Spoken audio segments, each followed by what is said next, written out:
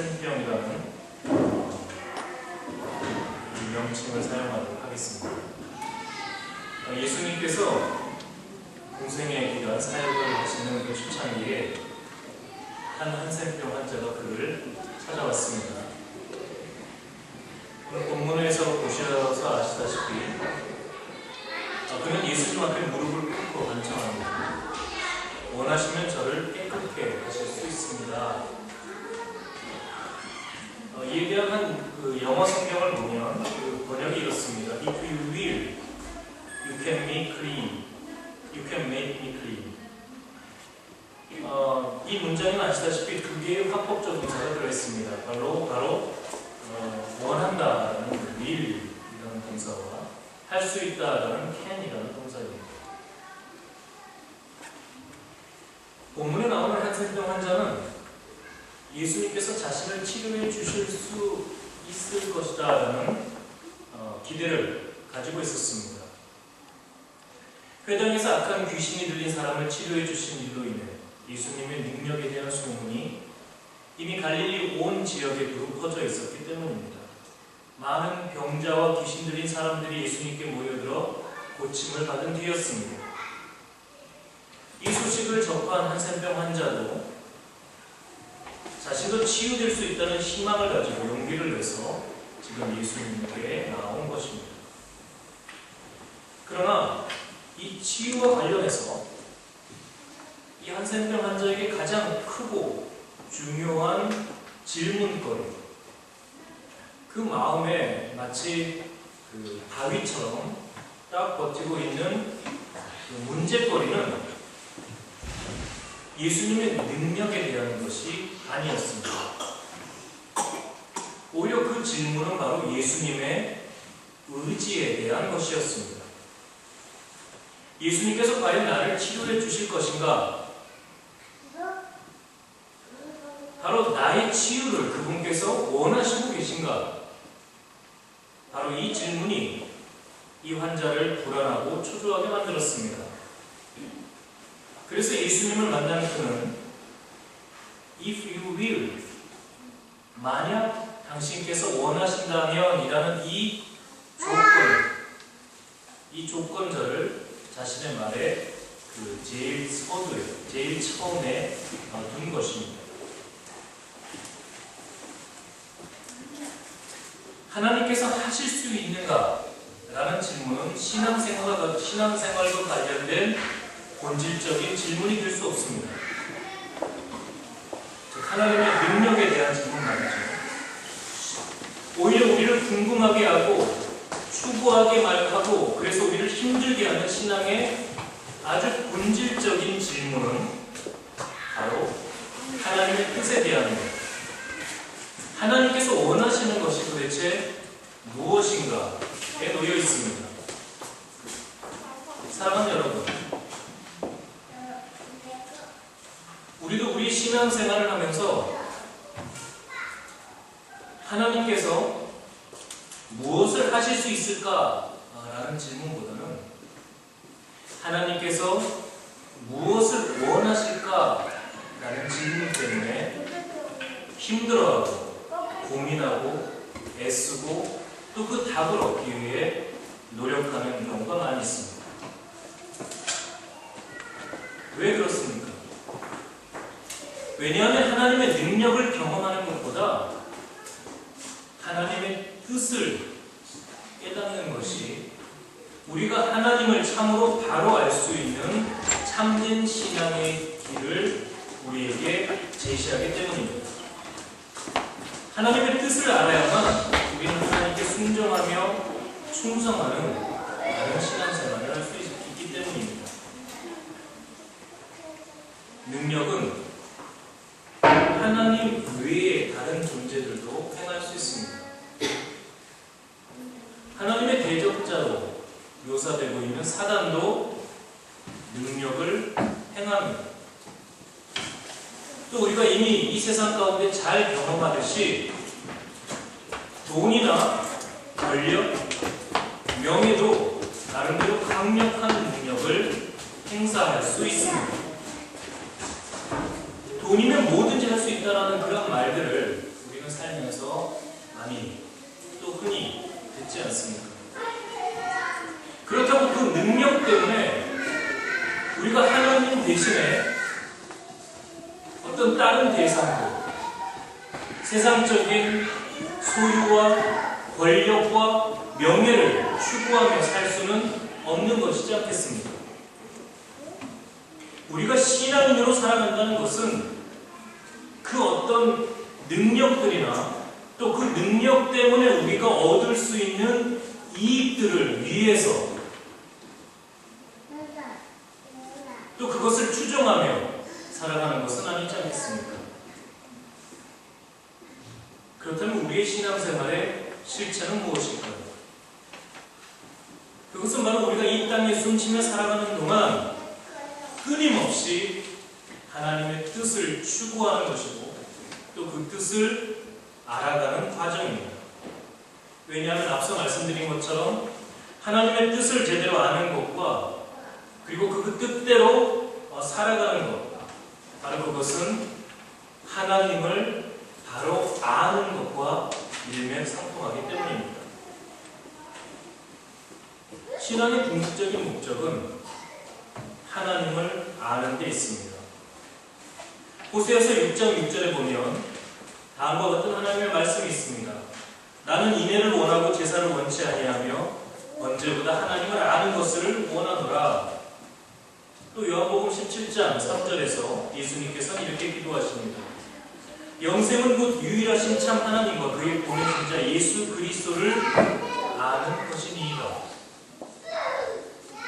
종교개혁자 칼빈도 신앙이 무엇인가? 라는 그 질문에 대해 답을 할 때 그것은 하나님의 선한 뜻을 온전히 확실하게 깨닫는 것이라고 그렇게 답했습니다. 기독교 신앙은 결국 능력의 눈이 어두워진 맹신이 아니라 하나님의 말씀 안에서 하나님의 뜻을 깨닫고 그 뜻에 순종하는 것입니다. 신앙생활이란 하나님을 알고 하나님의 뜻을 이루어가는 삶입니다. 그러나 그것은 참으로 힘들고 어려운 인내의 과정입니다.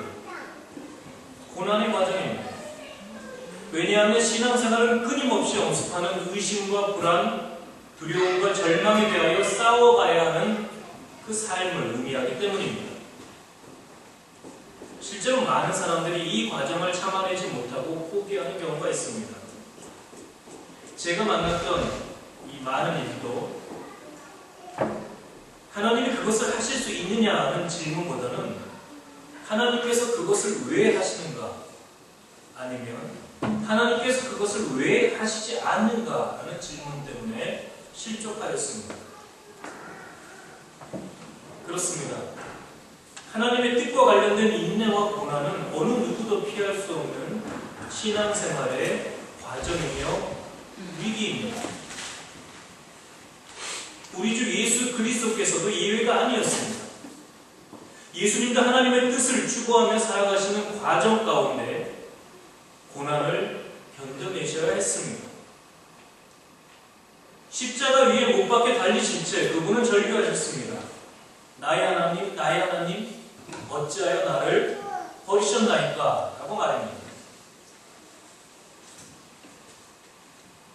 이 한센병 환자는 우리의 신앙생활에 깊이 새겨진 이 깊은 고난을, 범민을 이미 예감했는지도 모릅니다. 만약 당신이 원한다면 당신은 나를 치료할 수 있습니다. 라는 그의 말 속에서 우리는 이미 그의 불안과 두려움을 느낄 수 있습니다. 그것은 주님의 뜻을 알지 못하는 불안이며 그 뜻이 자신의 소원과 다를 수 있다는 두려움입니다. 그리고 어쩌면 이 불안과 두려움은 우리가 우리의 신앙생활 속에서 갖는 그런 감정과 그리 다르지 않을지도 모릅니다. 우리 역시도 지금 이 한센병 환자처럼 하나님의 뜻을 묻는 질문을 가지고 힘들어하고 있는지 있지는 않은지요. 하나님의 권능을 인정하고 기대하면서도 하나님께서 그것을 나를 위하여 사용하시기를 원하시는지 확신할 수 없는 상황입니다.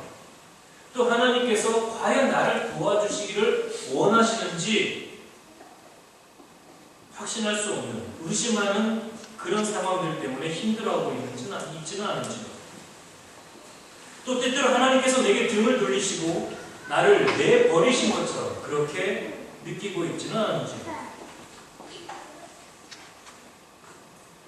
그러나 우리는 오늘 이 땅에 우리와 같이 인간이 되어 오신 하나님, 즉 예수 그리스도께서 이 한센병 환자를 대하시는 모습을 통해 우리를 향한 본질적인 그리고 궁극적인 하나님의 뜻이 무엇인지를 깨달아 알 수 있습니다. 그것은 바로 우리를 구원하시는 것입니다. 그리고 그것은 바로 우리를 통해 이 세상을 구원하시는 것입니다. 오늘 본문을 보면 예수님께서 이 한센병 환자를 민망히 여기셨다라는 표현이 나옵니다. 불쌍하게 여기셨다라고 개역 개정판은 번역되어 있습니다. 이 불쌍히 여기다라는 이 동사에는 그 안에 우리 몸에 있는 내장, 장기 또는 심장 또는 자궁이라는 뜻의 단어가 들어있습니다. 무엇을 뜻합니까? 예수님의 마음속 깊은 곳까지, 예수님의 그 심장 깊숙한 곳까지 이 환자, 이 한센병 환자에 대한 동정이 가득 채워졌다는 것입니다. 그래서 이 불쌍히 여기다라는 이 동사는 동정하다라는 동사로도 번역이 가능한 말입니다. 동정, 그것은 무엇을 뜻합니까? 동일한 것을 느끼는 것입니다. 같은 마음입니다. 이 한센병 환자의 아픔이 이제 예수 그리스도의 아픔, 똑같이 느끼는 아픔이 되었다는 것입니다. 자, 이 대목에서 저는 여러분께 다른 본문 하나를 소개해드리고자 합니다. 제가 설교 원고에 쓰지 않았기 때문에 아마 여기서는 보실 수 없을 거고요. 히브리서 4장 15절입니다. 성경책 가져오셨나요? 신약성경 히브리서 4장 15절 말씀을 잠깐 보시겠습니다. 혹시 성경책 없으신 분들은 귀로 들어주시기 바랍니다.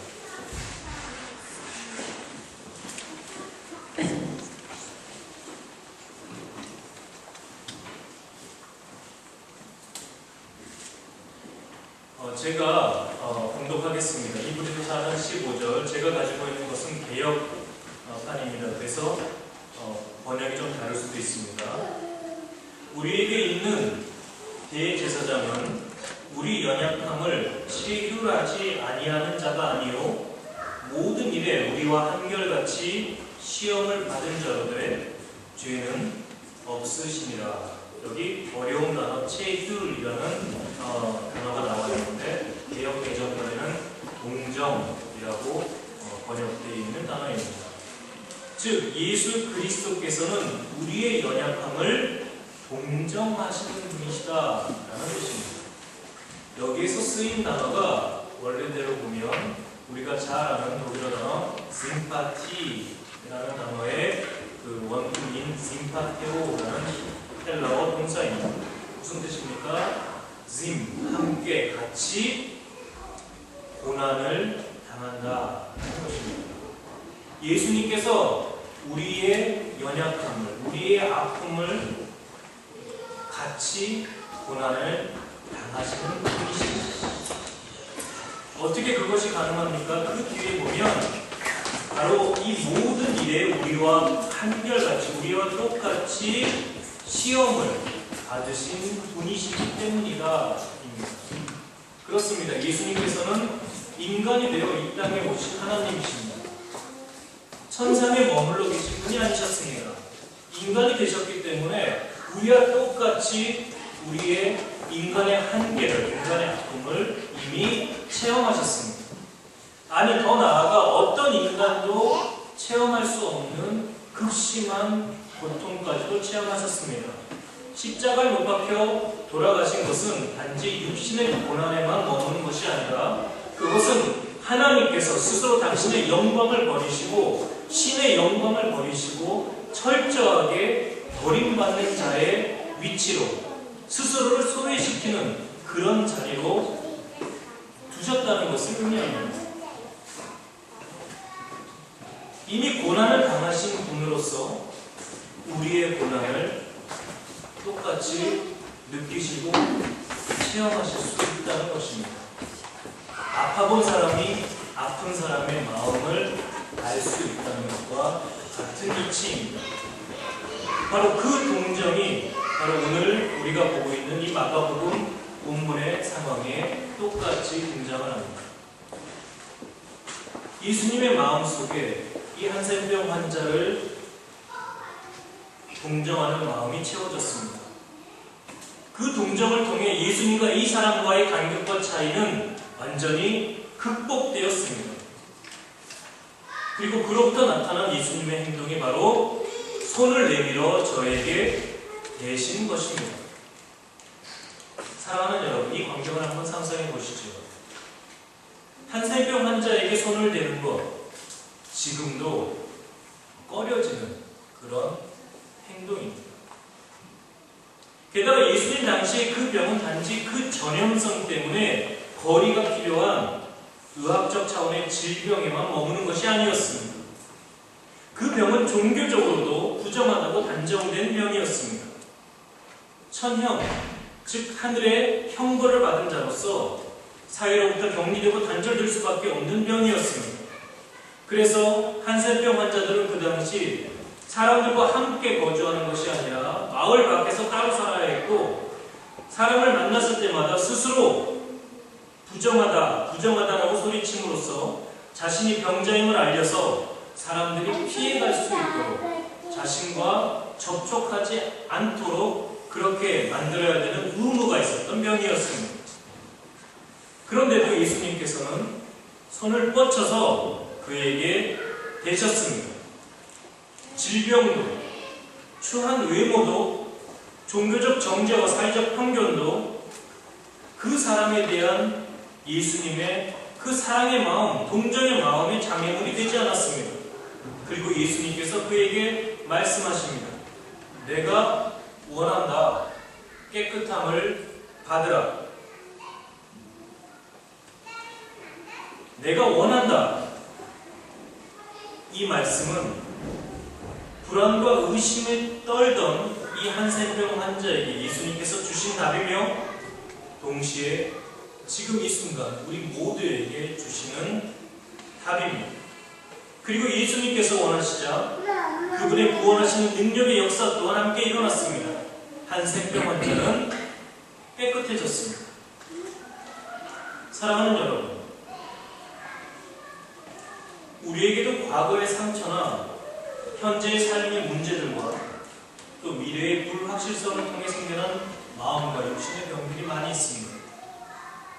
우리를 억압하고 자주 넘어뜨리는 방해물들, 진정한 소통과 사랑을 방해하는 장벽들, 자유와 해방으로의 비상을 막고 자꾸 땅으로 잡아꾸는 죄악의 중력의 힘이 우리의 삶의 현실에는 존재합니다. 이 거대한 문제들, 상처들, 아픔들을 내 힘으로 극복할 수 없음을 알기에 우리는 주님의 구원을 소망합니다. 그러나 동시에 우리는 의심하며 불안해하며 절망하며 묻습니다. 과연 주님께서 그것을 원하시는지. 그리고 그런 우리들에게 오늘 주님께서 대답하십니다. 내가 원한다. 내가 원한다. 내가 너희를 치유하기를 원한다. 내가 너희를 구원하기를 원한다. 그리고 당신의 손을 펴서 우리의 상처에, 우리가 살고 있는 이 땅에 그 고난 위에 계십니다. 바로 그렇게 그분은 우리를 치유하십니다. 우리를 구원하시고자 원하시는 예수 그리스도의 사랑의 뜻과 그분의 능력으로 우리는 이제껏 우리를 억누르고 살아나갔던 질병과 상처와 아픔과 고난에서 해방되어 참 자유와 기쁨을 누리게 됩니다. 이전 것은 지나간 새로운 삶, 그리스도 안에서 새로운 피조물로 살아가게 되는 것입니다. 그리고 이제 예수님께서는 우리를 당신께서 이 세상을 향해 행하시는 구원의 도구로 부르십니다. 이 대목에서 저는 여러분께 한 십자가 삶을 소개하고자 합니다. 노르트라인 웨스트팔렌주의 윈스터라는 시에는 루드겔이라는 교회가 있습니다. 이 교회 예배당 안에 걸린 십자가 상은 특이하게도 양팔이 없는 예수님 상에 걸려 있습니다. 1944년 연합군의 폭격에 의해 교회가 피격되었을 때에 십자가상의 양팔이 떨어져 버린 것입니다. 그 교회 교인들은 그 십자가상을 다시 재건된 교회 안에 걸어놓았습니다. 그리고 그 십자가상 아래에 이런 문장 하나를 써놓았습니다. Ich habe keine anderen Hände als die eure. 나는 너희들의 팔 외에 그 어떤 다른 팔도 가지고 있지 않다. 지금 이 사회와 세상 속에는 수많은 아픔과 고통으로 고난당하는 이들이 많이 있습니다. 피조물의 탄식과 신음소리가 곳곳에서 울려 퍼지고 있습니다. 바로 이런 상황 속에서 하나님께서 당신의 피조물들을, 당신의 자녀들을 이 세상 가운데 세우셨습니다. 로마서 8장 19절에 보면 피조물에 고대하는 바는 하나님의 아들들이, 하나님의 자녀들이 나타나는 것이다라고 기록된 것처럼 바로 우리들, 하나님의 자녀들이 이 세상 가운데 살아가는 이유, 하나님께서 우리를 이 세상 가운데 보내신 이유, 그것은 바로 이 땅에 정의와 평화, 생명의 잔치가 넘쳐나는 하나님의 나라를 우리를 통하여 만들게 하시기 위해서입니다. 여러분께서도 잘 아시다시피 선교를 미시온이라고 합니다. 이 말은 본래 보내다라는 의미의 라틴어 동사에서 온 것입니다. 왜 보냅니까? 특별한 임무, 즉 사명을 주어서 보내는 것입니다. 그래서 이 미션이라는 단어에는 사명이라는 뜻도 들어있습니다. 하나님께서 여러분 모두를 이 세상 가운데 보내주셨습니다. 사명을 주시고 보내주셨습니다. 이런 맥락에서 여러분들 모두는 하나님께서 이 세상에 보내신 선교사들입니다. 무엇이 우리의 사명입니까? 하나님의 피조물들, 이 땅과 이 땅에 사는 모든 생명들, 인류 공동체를 살리며 구원하는 일입니다. 하나님께서 시작하시며 지금도 행하시는 생명의 역사, 우리 주 예수 그리스도의 그 십자가의 능력으로 시작된 바로 이 생명의 역사에 참여하는 일꾼이 되는 것입니다. 독일에는 위버덴 텔러란트 히나우 샤우엔이라는 관용구가 있습니다. 접시 밖을 내어 보라는 것입니다. 내가 먹을 음식, 접시 안에 담겨있는 음식만을 보는 것이 아니라 접시 밖을 볼 때에 우리는 먹을 것이 없어 굶주리는 다른 이들을 볼 수 있습니다. 그리고 그들을 참으로 동정할 때, 불쌍히 여길 때에 그들의 아픔은 바로 우리의 아픔이 됩니다. 그것이 바로 예수 그리스도께서 하나님의 영광을 버리시고 인간이 되시며 십자가에서 죽으시기까지 행하신 참된 사랑입니다. 독일의 신학자 보네퍼는 교회는 다른 이들을 위해 존재한다고 하였습니다. 그렇습니다. 구원받은 우리는 이제 다른 이들의 구원을 위해 사명을 받은 자들이 됩니다. 주님께서 이제 우리가 이 세상을 어루만지는 당신의 팔과 손이 되게 하십니다. 너는 세상을 위한 복이 되어라 라는 창세기 12장 2절에 믿음의 조상 아브라함을 향한 하나님의 말씀처럼 바로 우리가 이 세상을 향한, 또 이 세상을 위한 구원의 통로가 되게 하시는 것입니다. 예수 그리스도의 팔과 손이 이제 우리의 팔과 손입니다. 예수님께서는 우리를 치유하시며 그리고 우리를 통하여 이 땅을 치유하십니다. 이 놀라운 비전이 우리의 삶 속에서 그리고 이 뉘른베르크 에얼랑인 한인교회 사역 안에서 현실이 되기를 진심으로 기원합니다. 함께 기도하겠습니다.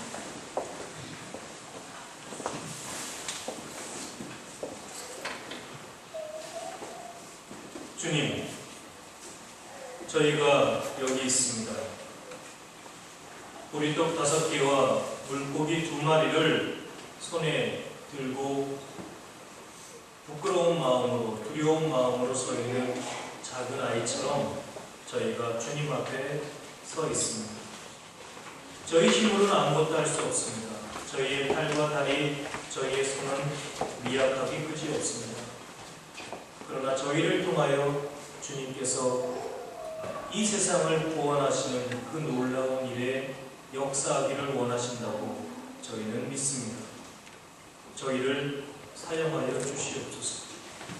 저희의 팔과 손이 주님의 팔과 손이 되게 하셔서 저희를 통하여 이 세상 가운데 하나님 나라의 그 생명장치가 정의와 평화가 가득 찬 그 놀라운 현실들이 나타나게 하여 주시옵소서. 이 시간 팔을 펴사 저희에게 되시고 저희를 새롭게 만들어 주시며 또한 저희를 당신의 팔로 삼아 이 세상 가운데 되시며 이 세상을 새롭게 하여 주시옵소서. 이 교회가, 이 귀한 공동체가 주님의